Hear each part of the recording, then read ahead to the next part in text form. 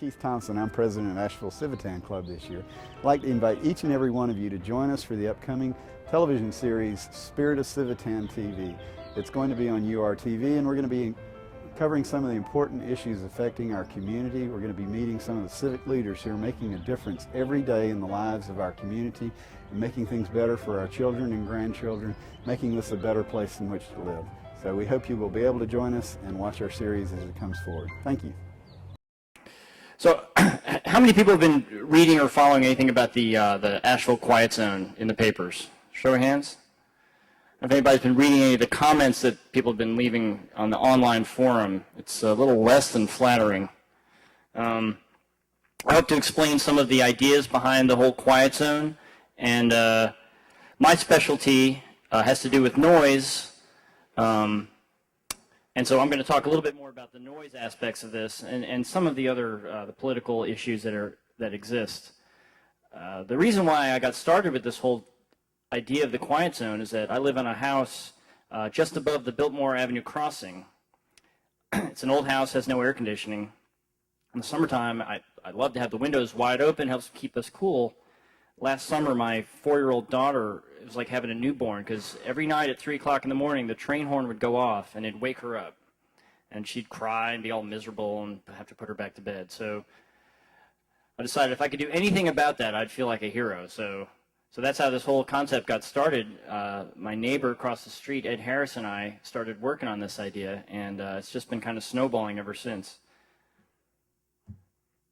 Now, the Asheville Quiet Zone group, I've heard some people call it a coalition. It's basically a bunch of people who've come together with an equal interest in instituting the Quiet Zone, and I'll explain what that is.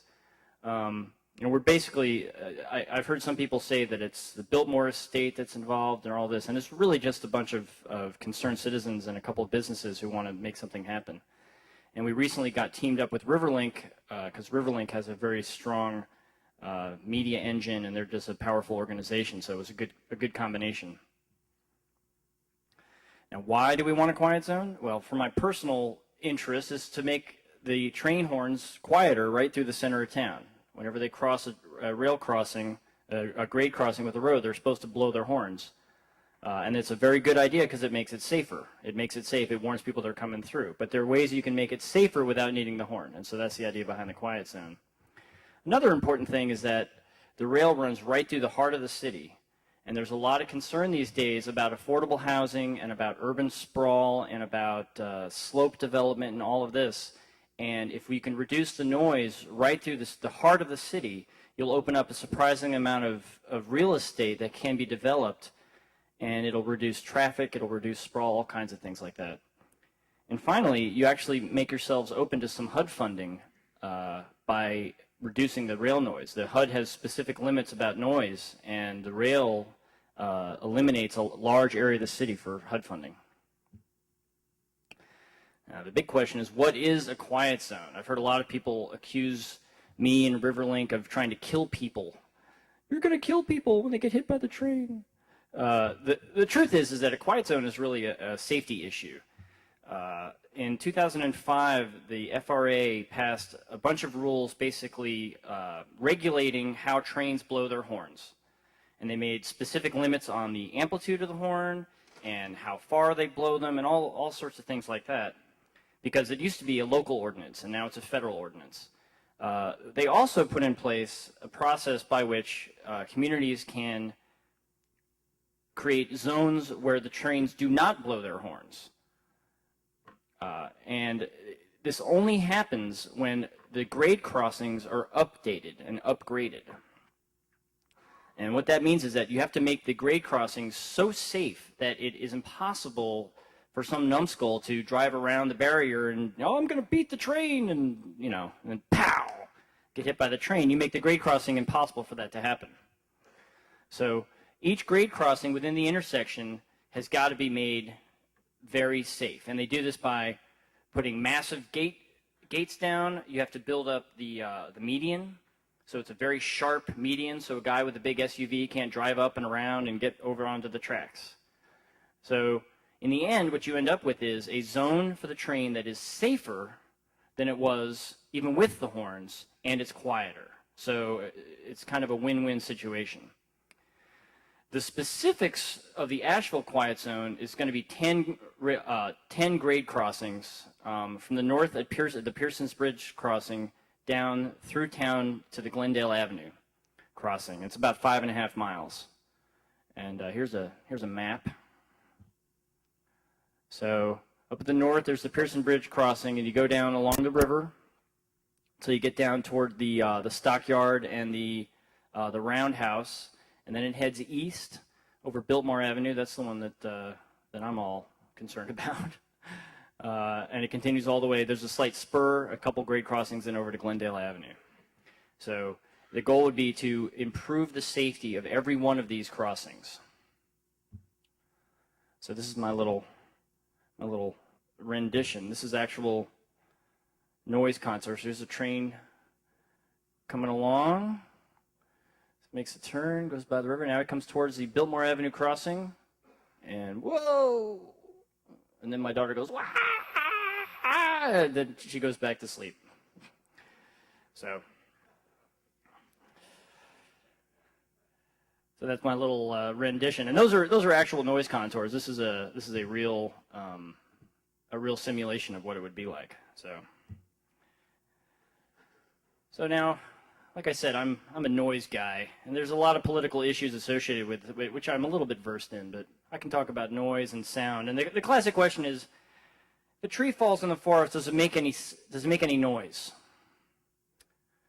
No, the answer is no. It makes sound. It does not make any noise. Sound requires someone to say, I don't like that.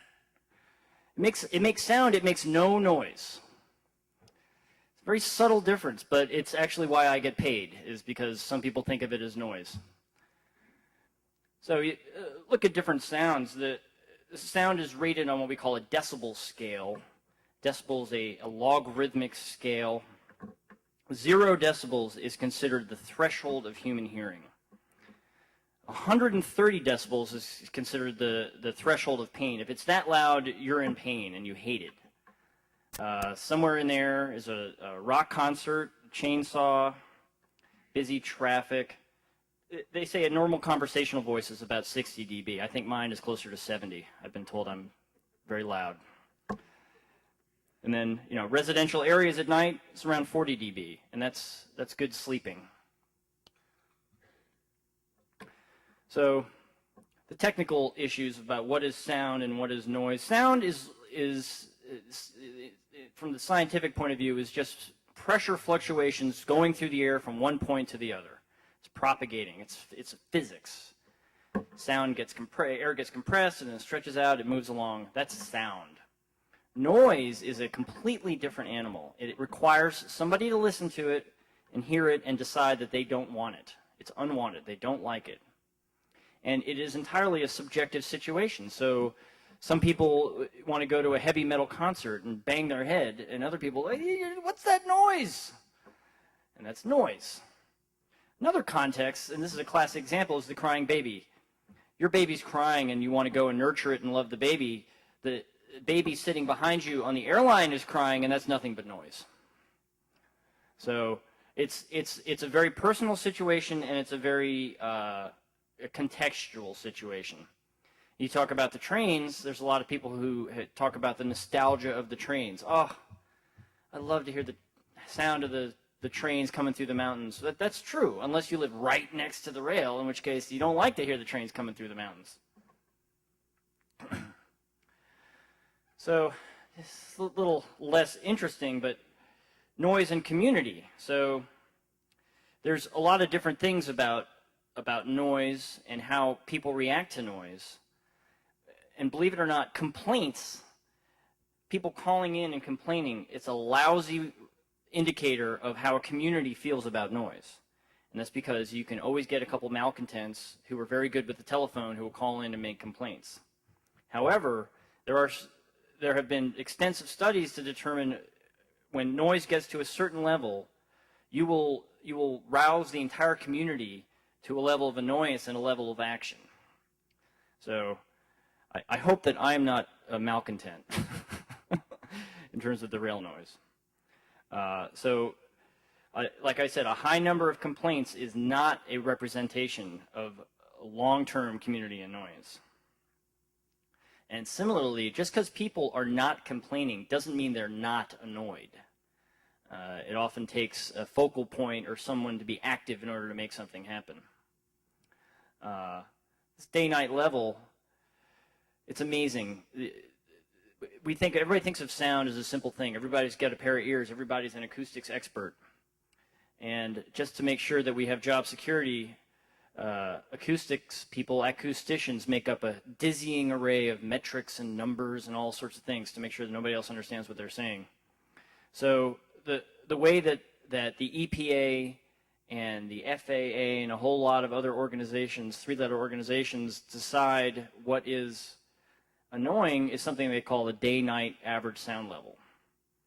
And what that means is you basically add up all the noise during the day and the night, and the noise at the night is given a penalty so that noise at night is considered worse than noise during the day. You add all of that up, and if you get at or above what they call 65 decibels, the EPA has decided that that is a level which is too loud to be useful for any kind of housing. For example, if you talk about a grade crossing, if you're anywhere from, depending on the situation, from 500 to 1,000 feet from a grade crossing, you'll be within that 65 dB line. So you think about a 5.5 mile stretch that's 1,000 feet on either side. It's a tremendous amount of area that we're talking about. If it is, what is it, requisite to protect public health and welfare, adequate margin of safety. So if it's less than 55 dB, they say that that is an area where it's okay. If it's between 55 and 65, you need to have some kind of explanation. If it's over 65, they generally speaking will not allow anything. So this is the area that we're talking about when we say there's HUD funding to be had. If you can get the noise at the grade crossings below 65, then you open yourself up to the availability of HUD funding, which could create a large area of affordable housing for the city.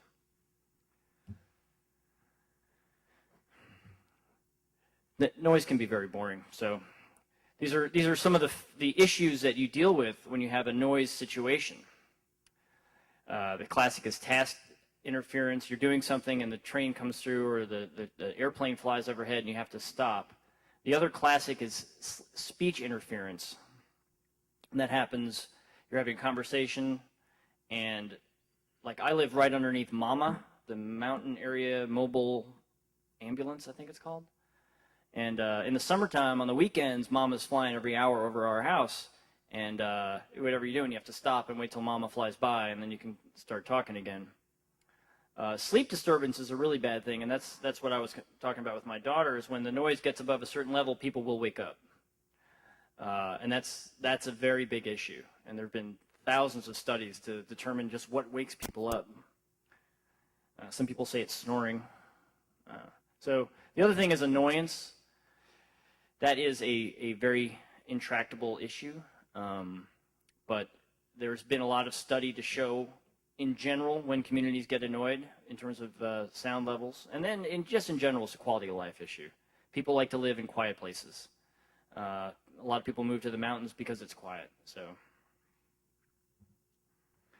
I can't be an engineer unless I show some curves on the screen. I just don't feel right. So we're talking about sound levels again. I remember I said that the average person talking is about 60 decibels. Well, if the indoor noise is just the hum and the whir of the heater or the microwaves going or whatever, if all of that, the TV's blaring, if that's 57 dB, a few dB below average conversation, then people understand everything you say. If that goes up to 73 dB, which is a little more than, it's about 3-4 times as loud, which is pretty loud, but not, like I said, I'm talking about 70 dB, so it's not that loud, but if the room you're in has a 73 dB level, there's been all these studies that show that people can't hear you talk. They don't understand what you said. So, like I said, the area that's 500 to 1,000 feet from a rail crossing, you're well above 65 dB, and you're getting closer to the 73 dB. So when the train goes by, everybody has to stop talking. This is another curve. This is sleep disturbance. So when the sound level starts getting above 70 or 80 dB, you're starting to get the 50, or the 30 or 40% awakenings. And when you up here around 90 dB, that's very loud. Almost everybody's going to wake up from that. Now, there's a lot of issues of habituation. People say, oh, my mother used to live on the ground floor in Manhattan, and she had a friend who came to stay, and the friend said to her, oh, my God, the trash truck in the middle of the night, how could you sleep through that? My mom said, trash truck? I didn't hear a trash truck. So habituation is an issue, but these are general curves that show what happens to people. Now, this is a dizzying curve right here, but this is noise and community, or here's the great axis here, percent highly annoyed. They actually go out and they put out surveys and they ask you, are you kind of annoyed, very annoyed, or highly annoyed? And they ask people to mark down how they feel about certain things. And right here, 65 dB is right in the center of the curve, and that's about 25% of the people highly annoyed. It also happens to be, there have been studies on this, that when you reach a level of 65 dB in an area, and now this is, like I said, the average day-night level. So this is a cumulative thing. It's not somebody honking the horn outside your window. It's a constant level of noise at this level. Then not only is 25% of the people are highly annoyed, some percentage of those 25% of those people are going to actually take action. So they found that if this many people get annoyed, somebody's going to do something about it and create a stink. So this is why 65 dB has kind of been set as the level. If you're below this, your chances are small that somebody's going to try to make an issue about it. If it's above this, your chances are pretty high somebody's going to try to make an issue. So after all of that noise talk, go back to the Asheville Quiet Zone. The goal is to make the rail corridor quieter, but also safer. And that's a really important fact I want everyone to take away with them, is that it's really more of a safety issue than a noise issue. The grade crossings have to be considered by the FRA to be safer when the trains don't blow their horns, but they have the upgrades, than this intersection without the upgrades, but with the train horn. And the other issue is that'll open up a large swath of good land that can be developed, both for businesses and for residences, that's right in the heart of the city. No need to worry about expanding the interstates any further. And it increases the quality of life. At least I certainly think so. If my daughter doesn't wake up this summer, I'll be a happy man. Now, this is a 5.5-mile stretch through the center of the city. The nostalgia, I think that the nostalgia of the whistles blowing through the mountains will still be there. It just won't be right in the heart of the city. So you can still hear the trains, you just don't have to wake up to them. And that's about all I had to say. So, does anybody have any questions? Anything at all? Yes, sir.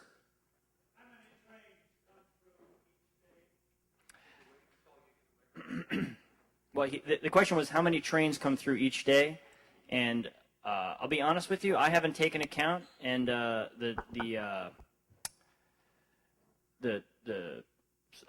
Southern Pacific is reticent about telling us, but the general feeling is it's about 12 trains a day, is how I understand it.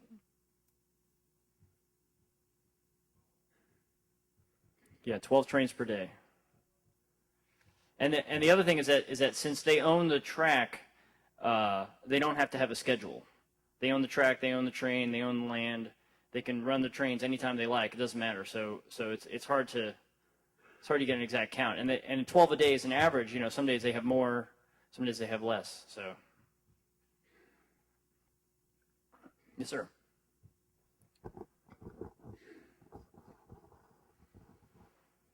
I am a railroad fan. I read and I study and I know and I learn a lot about railroads. A few years ago in Illinois, where I lived at the time, there was a terrible accident. A school bus got on a crossing as a train was coming through, killed several kids. Since that time, legislation has been passed where the trains must blow their horn, which they always did anyhow, but now they've got to blow it sooner and they've got to blow it louder at every crossing, everywhere. Even out in the rural farmland with a couple of cows standing nearby, you blow the horn.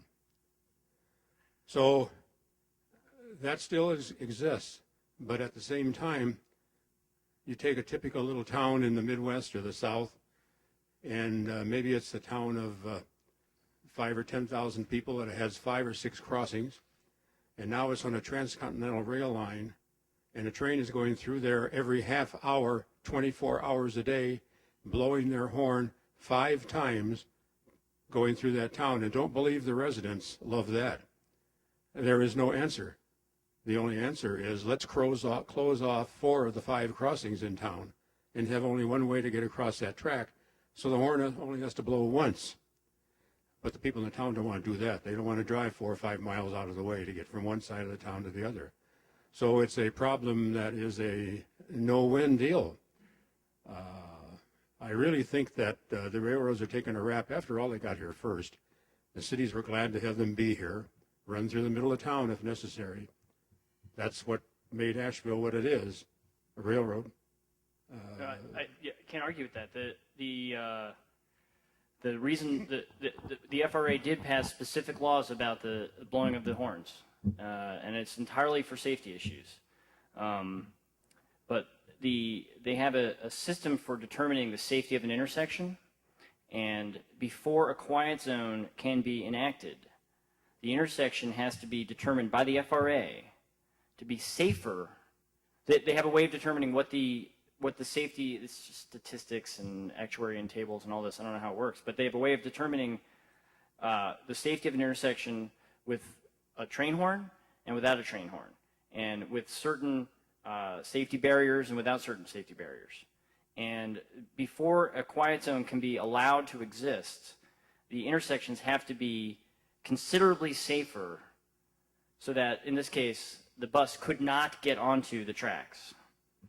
And the liability issues here are not a small one, because anytime a train hits a car, the train operator is always at fault. It doesn't matter how much of a yahoo the guy was who got up on the tracks. It's always the train operator's fault. So it is very much in their interest to make sure that people cannot get on the tracks.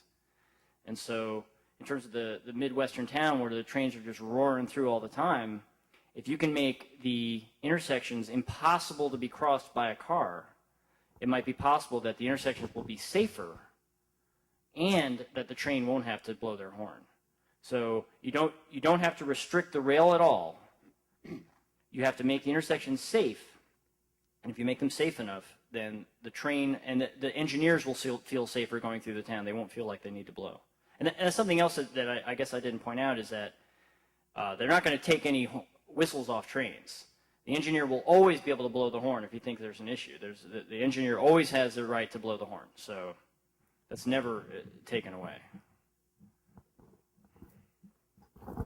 The other presentation is on that laptop that showed some of the crossings and some of the improvements that they were indicating.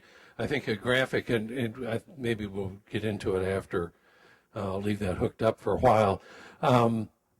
But it shows how those gates come down. I don't remember the details of it, but it shows it's a pretty definitive blockage of the intersection to prevent with pretty substantial gates, as I recall, to do that, to help prevent that, particularly through some of the 10 spaces that you have to protect. Like the Biltmore Avenue crossing is, I think, the biggest crossing in the whole system, and what they would do for that is they would build up a median in the middle, a big median, 8 to 10 inches with a square curb. They would put in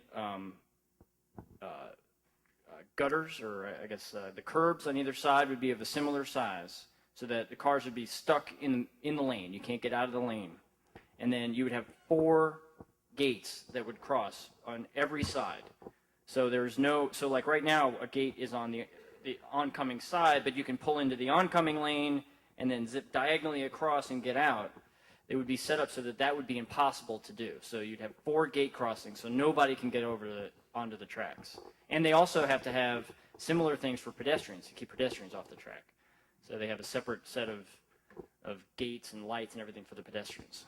And I recall that there were 3 different levels of security provided, that some were fairly simple and fairly inexpensive, and then others were quite elaborate and very expensive. Yeah, well, the most vigorous, and this is something that you mentioned, is you close a street. You close the street, well, closing the street is the same as like an overpass. So if you have an overpass, like the McDowell Street overpass, the train does not blow his horn as he goes underneath McDowell, because there's no chance a car is going to get, well, you hope, a car is not going to get from McDowell onto the tracks. So that's an example of an incredibly safe intersection that does not require the trains to blow their horn. So the goal is to make every intersection as safe as that. Did we have any other questions? Oh, Keith. I assume that the horns on the train have to be really loud because you have folks who have hearing impairment but still can drive. I think everyone who drives has to have vision. So a part of the safety enhancements or strobe lights or other types of visual indicators to warn people that the gate is closing, and that then as long as they cannot get stuck between the gates, there is simply just no way. And is there then also a warning indicator to the train engineer to be able to have enough time to stop the train if someone did get stuck between it? I'm not fully versed on all of the various devices. I don't think that there's something to warn the train engineer. I know there isn't right now, and that's what the horn is for. If he sees an issue, he'll blow the horn. But I think that they all do require visual cues, flashing lights. And they also, there's another option that people that has been suggested, is that instead of the train blowing the horn, you can actually have a horn at every intersection. And that's an example where the horn blows and it warns the people who it needs to warn, who are the cars right there, but it doesn't blow as it's going through the neighborhood. It's just warning people right at the intersection. So that's called a wayside horn. That's another example of a safety measure that can be used to make the intersection safer, but the train doesn't have to blow his horn as he's coming through. And the wayside horn has to be just as loud as the train horn, only it's pointed down the road and not down the track.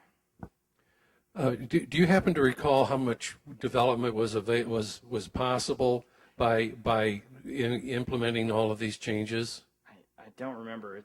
It seems like it was fairly significant number of acres. 100 acres. I think it's like something like 200 acres in that neighborhood. That now is not developable, developable is a banker's decision. So the issue is how attractive is land for development, and by reducing the train horn noise through the central corridor, it could make it much more attractive to people who want to invest. So, because there's been talk of people not wanting to invest money because of the trains. But that whole 5.5 mile area is in the floodplain, so you got to be a whole other issue there. Absolutely, I agree. That is in the floodplain, and so there are issues with that. The whole area that's affected is not in the floodplain, but the train runs through the train is basically running right next to the river, so it is the center of that is in the center of the floodplain. So absolutely, that's something anybody who builds has to think about. Build on stilts. It's Keith Thompson. I'm president of Asheville Civitan Club this year. I'd like to invite each and every one of you to join us for the upcoming television series Spirit of Civitan TV.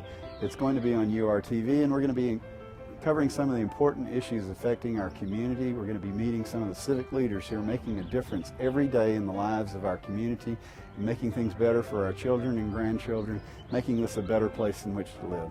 So we hope you will be able to join us and watch our series as it comes forward. Thank you.